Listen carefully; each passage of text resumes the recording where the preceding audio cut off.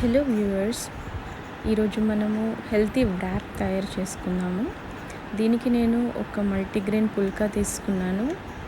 ఇప్పుడు ఆనియన్ స్లైసెస్ని ఒక పార్టీషన్లో పెట్టుకుంటున్నాను. అంటే మనం ఒక వ్రాప్ని ఒక 4 పార్టీషన్స్ లాగా ఇమాజిన్ చేసుకోవాలి. సెకండ్ పార్టీషన్లో నేను టొమాటో స్లైసెస్ని పెట్టాను. థర్డ్ పార్టీషన్లో నేను స్లైస్ చేసుకున్నటువంటి అవకాడోను పెట్టాను. ఇప్పుడు ఫోర్త్ పార్టీషన్లో మనము బాయిల్డ్ ఎగ్ స్లైసెస్ని పెట్టుకున్నాం అనమాట. ఇక్కడ నేను నాటుగుడ్డునే వాడాను. అండ్ ఇప్పుడు మనకు అవకాడో ఎప్పుడు కూడా కొంచెం సాల్ట్, లెమన్ జ్యూస్ వేస్తే టేస్టీగా ఉంటుంది. సో నేను ఇప్పుడు సాల్ట్ని యాడ్ చేస్తున్నాను. స్ప్రింకిల్ చేసుకోవచ్చు అలా.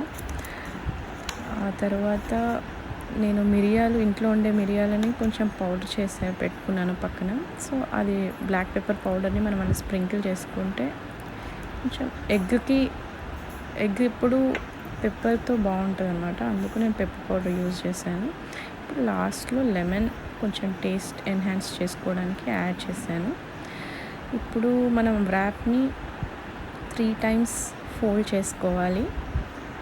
సో దట్ మనకు ఒక ట్రయాంగులర్ వ్రాప్ లాగా తయారవుతుంది అనమాట. ఇది మనము బ్రేక్ఫాస్ట్, లంచ్, డిన్నర్లో ఎంజాయ్ చేయొచ్చు.